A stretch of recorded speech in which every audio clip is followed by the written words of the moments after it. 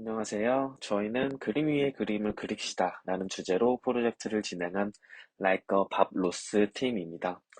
15기에서는 김현진님, 박진수님, 오주영님, 이윤정님, 그리고 16기에서는 김경준님 이렇게 5명이 프로젝트에 참여하였습니다. 저희의 팀 마스코트인 이제 밥 로스 선생님인데요. 예상하신 분들도 계시겠지만 그림을 잘 그리지 못하는 사람들을 위해 그림을 손쉽게 다룰 수 있게 해주는 생성 모델을 만드는 것이 저희 팀의 목표입니다. 저희는 기존의 생성 모델들과 같이 아예 백지에서 그림을 만들어내는 것이 아니라 기존에 존재하는 그림에 덧대어 그리는 것을 목표로 진행했습니다. 즉, 왼쪽과 같이 오리지널 이미지가 있으면 저희는 그 위에 간단히 브러쉬 칠만 함으로써 기존의 이미지와 어울리는 산, 나무와 같은 오브젝트를 그리거나 오브젝트를 자연스럽게 없애는 인터랙티브한 툴을 목표로 프로젝트를 진행했습니다. 이런 방향성과 유사한 연구들 중에서는 대표적으로 엔비디아에서 발표한 스페이드라는 모델이 있는데요.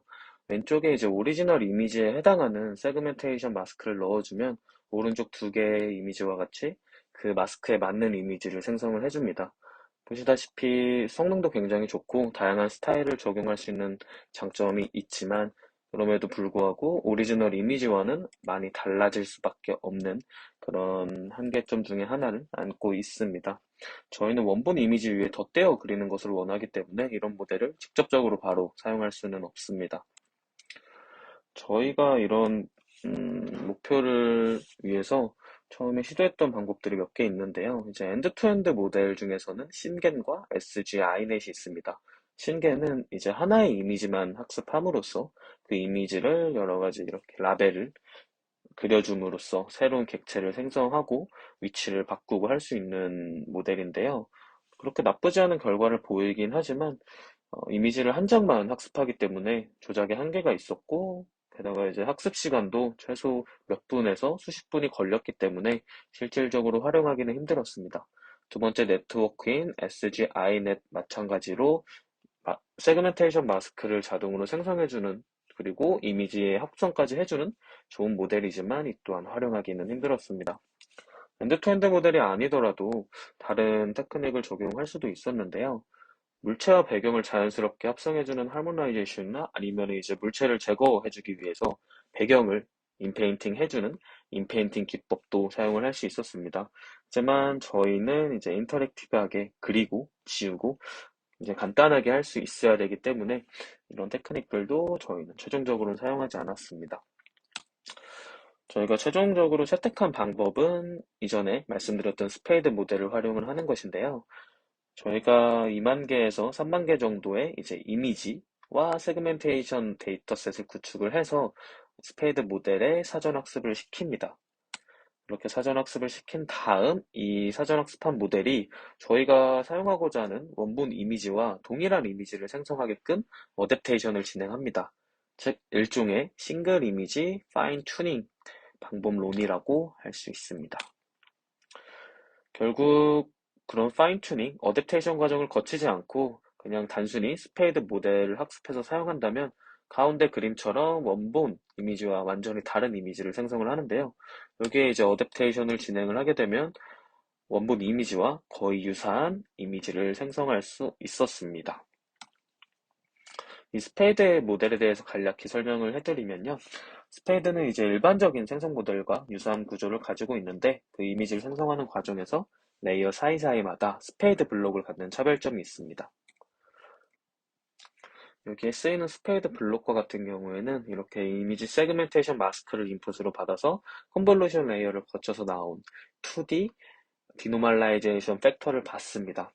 다만 기존의 생성 모델들은 이런 디노멀라이제이션, 즉 이미지의 스타일을 부여하는 그런 과정에서 벡터를 사용했습니다. 하지만 이 스페이드는 한 차원을 더 추가를 해줘서 공간 좌표에 따라서도 변하는 그런 2D 벡터를 사용을 했습니다. 그래서 다른 이미지는 스카이라는 인풋 마스크를 받으면 노멀라이제이션을 진행을 하게 되면은 단 하나의 상수값만 반환을 하는데 스페이드는 공간 좌표에 따라서 다른 값을 갖기 때문에 같은 스카이라 할지라도 오른쪽처럼 조금 현실적인 하늘 이미지를 생성할 수 있는 그런 장점이 있습니다.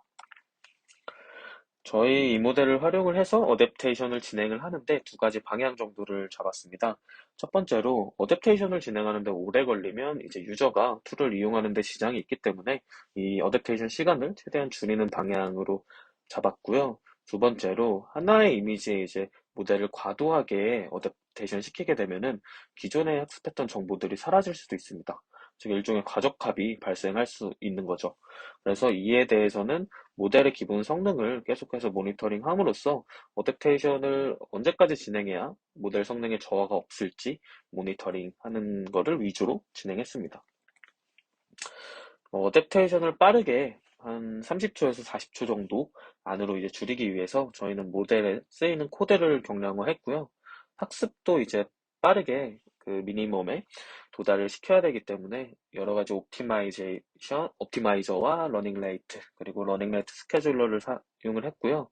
그리고 생성 모델은 이제 레이어마다 갖고 있는 특성이 다르기 때문에 그 특성에 맞게끔 상위 레이어에 해당하는 학습률은 낮추고 하위 레이어는 비교적 빠른 학습률로 학습을 진행을 해서 최대한 빠르게 수렴하는 것을 목표로 진행을 했습니다. 그 외에도 이제 오토매틱 믹스드 프리시전이라 하는 어떤 모델과 코드 최적화에 쓰이는 기법도 사용은 해봤지만 큰 성능 개선은 없어서 이 부분은 사용하지 않았습니다. 두 번째로 사전학습 모델의 성능이 저하되지 않도록 모니터링을 진행을 했습니다. 가운데 그림에서 보실 수 있다시피 사전학습 모델을 그대로 사용해서 왼쪽과 같은 보트를 만든다면 그래도 자연스러운 이미지를 생성할 수 있었는데요. 어댑테이션을 조금 과도하게 진행하다 보면은 오른쪽 그림처럼 조금 보트가 픽셀도 깨지고 많이 부자연스러운 모습을 볼 수 있습니다. 그래서 이런 거를 잘 컨트롤하고자 모니터링을 진행을 했고요. 다른 테크닉들을 사용하지 않아도 좋은 성능을 뽑아낼 수 있었어서 다른 테크닉은 사용하지 않았습니다. 저희는 이런 어댑테이션 이외에도 풍경 그림과 이제 풍경 그림에 해당하는 마스크를 이용을 해서 스페이드 모델을 학습을 시켜야 되는데요. 문제는 이제 이런 데이터셋은 거의 인터넷상에 존재하지 않는다는 것입니다. 그리고 저희가 직접 마스크를 라벨링해서 사용할 수도 없는 노릇이고요. 그래서 저희가 사용한 방법은 이와 같습니다. 우선 플리커에서 2만 개에서 3만 개 가량의 풍경 사진을 크롤링 해줍니다. 그리고 이 사진, 풍경 사진에 사전학습시킨 세그멘테이션 모델을 이용을 하면은 이 사진에 해당하는 세그멘테이션 마스크를 분사적으로나마 얻을 수 있습니다. 그리고 저희는 따로 이 풍경 사진을 그림으로 바꿔주는 사이클겐 모델을 학습을 시켰습니다. 그래서 이렇게 풍경 사진을 풍경 그림으로 도메인을 변경을 해주고 나면은 아까 추출했던 이 세그멘테이션 라벨을 이용을 해서 풍경 그림에 대한 데이터셋을 간접적으로나마 구축을 할 수 있는 거죠. 다만 지금 보여드릴 데모에서는 그림이 아니라 풍경 사진에 학습시킨 모델을 사용을 했습니다. 우선은 GPU, 학습을 위해서 GPU가 필요하기 때문에 GPU를 사용하는 버전과 GPU를 사용하지 못하는 분들을 위해서 미리 몇 개 모델을 학습시켜 놓은 CPU 모델이 있습니다. 그래서 저희가 다루고자 하는, 조작하고자 하는 이미지를 업로드를 해주게 되면은 위쪽에 오리지널 이미지가 탑재되고 아래쪽에는 자동적으로 이 이미지에 해당하는 세그멘테이션 마스크가 탑재되게 됩니다. 그 후 스타트 어댑테이션이라는 버튼을 누르면 GPU 성능에 따라서 한 30초에서 1분까지 걸리는 어댑테이션 과정을 진행하게 됩니다. 그렇게 어댑테이션 과정이 끝나고 나면은 이와 같이 위쪽에는 오리지널 이미지, 가운데 쪽에는 이제 세그멘테이션이 장착된 캔버스, 그리고 아래쪽에는 그 캔버스 모델이 생성한 새로운 이미지가 있습니다.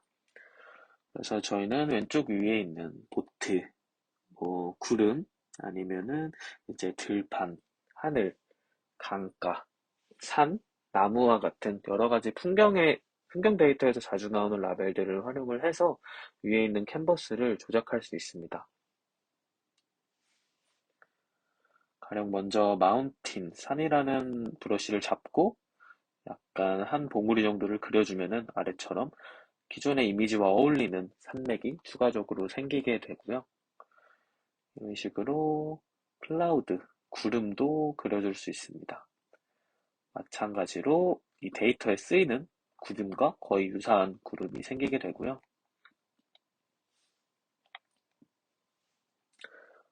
밖에 심심하면 이렇게 하늘에 하트도 그려주고 암석입니다. 하트 암석을 그려줬다가 이제 마음에 안 들면은 뒤로 가기 버튼을 눌러서 다시 없앨 수 있습니다. 이렇게 원하는 대로 산을 그려주고 이제 산에는 눈도 올라갈 수 있기 때문에 산 위에 눈을 이렇게 몇 개 그려주면은 눈 덮인 산으로 좀 어색하지만 눈 덮인 산을 생성하는 모습을 볼 수 있습니다. 그리고 구름이 마음에 안 들면 산으로 조금 깎아주면 되고요. 최종적으로 이제 오리지널 이미지와 비교를 하게 되면은 거의 유사한 스타일을 지니지만 새롭게 저희 입맛에 맞게 바꾼 이미지를 저장할 수 있습니다. 네, 다음은 다른 이미지에 다른 라벨을 조작한 데모를 보여드리도록 하겠습니다. 위쪽 위에 이런 식으로 나무에 대한 라벨을 그려줄 수 있고요. 나무를 지우고 싶으면 반대로 이제 하늘에 대한 라벨을 더 씌워주면 되겠죠. 하트를 굉장히 좋아하네요. 네. 그래서 이렇게 길가에 꽃을 몇 점 놔주면은 꽃길로 바꿀 수 있고요. 이 식으로 왼쪽에 힐, 그러니까 언덕을 그려줄 수 있습니다. 마찬가지로 그림과 그렇게 이질감이 느껴지지 않는 언덕임을 알 수 있습니다. 뭐 여러 가지 해보다가 이제 마음에 안 들면 뒤로 가기 눌러서 없앨 수 있고요. 그 밖에 이제 이 길가를 강물로 바꿀 수 있습니다. 이런 식으로 강으로 대충 바꿔놓고 가운데에 보트를 그려놓으면은 그래도 강물 위에 보트가 있는 이미지를 생성할 수 있게 됩니다. 그래서 이 또한 최종적으로 오리지널 이미지와 유사하지만 조금 저희가 원하는 입맛대로 생성한 이미지가 생성되는 것을 볼 수 있습니다. 사실 데모 같은 경우에는 이제 마우스로 하다 보니까 그래도 그리기가 쉽지는 않거든요. 시간을 그려서 좀 정교한 마스크를 그리고 나면은 이와 같이 왼쪽에 사진에서 꽃을 이쁘게 추가한 그런 이미지도 생성을 할 수 있고요. 이처럼 산을 조금 크게 만든다거나 나무도 정말 큰 나무로 만들어도 큰 이질감 없이 자연스러운 이미지를 생성을 할 수 있습니다. 이처럼 사진 이미지의 학습한 모델을 데모로 우선 사용했음에도 불구하고 그림 이미지에 대해서 어댑테이션을 진행을 했을 때도 이 나무를 생성을 했을 때 그림과 잘 어울리는 스풀들을 생성해주는 것을 볼 수 있었습니다. 여기도 마찬가지로 왼쪽이 오리지널 이미지인데요. 왼쪽에 존재하는 산을 없애고 이렇게 나무의 양을 증대시켜준 마스크를 인풋으로 주어졌을 때도 산은 완전히 이쁘게 잘 없어진 것을 볼 수 있고 반면에 나무도 자연스럽게 생성이 된 것을 볼 수 있습니다. 물론 이제 자세히 보면은 그 물 쪽에 산 조각이 조금 남아 있긴 한데요. 네, 이 정도는 해교로 넘어가도 무방한 수준인 것 같습니다. 이처럼 저희 방법론은 굉장히 좋은 성능을 보여주는데요. 당연히 한계도 존재합니다. 위의 예시처럼 밤 하늘 혹은 밤 풍경 같은 데이터는 트레이닝 데이터에 거의 속하지 않기 때문에 조작을 가할 경우 이쁜 이미지를 생성하는 데 한계를 갖게 됩니다. 이거는 이제 모든 딥러닝 모델의 한계라고 볼 수 있겠죠. 그래서 이런 식으로 하늘을 만들어줘도 이쁘게 하늘이 생성이 되는 게 아니라 하늘에 뭔가 떠 있는 픽셀이 깨지는 현상을 볼 수 있습니다. 뿐만 아니라 이제 집이나 건물 같은 라벨은 이제 풍경 데이터셋에 없기 때문에 이런 집, 건물 아니면 그 외에 현대적인 건축물들은 생성하는 데 한계가 있겠죠. 그렇기 때문에 그런 부분들을 개선을 하기 위해서 더 많은 데이터셋, 더 다양한 데이터셋, 그리고 더욱 복잡한 모델을 사용하는 것이 도움이 될 수 있을 것 같고요. 하지만 기존 대부분 모델들이 새로운 이미지의 생성을 하는 것에 초점을 둔 반면에 저희의 방법론은 이미 존재하는 이미지에 조작을 가해서 이미지와 어울리는 객체를 생성하고 배경을 바꾸고 기존에 없었던 객체들까지 만들어낼 수 있다는 점에서 굉장히 신선한 재미를 줄 수 있는 모델이라고 생각합니다. 지금까지 그림 위에 그림을 그립시다 프로젝트였습니다. 팀원으로는 15기 김현진님, 15기 오주영님, 15기 이윤정님, 그리고 16기 김경준님이 수고해주셨고, 저는 발표자 15기 박진수였습니다. 발표 여기서 마치겠습니다. 감사합니다.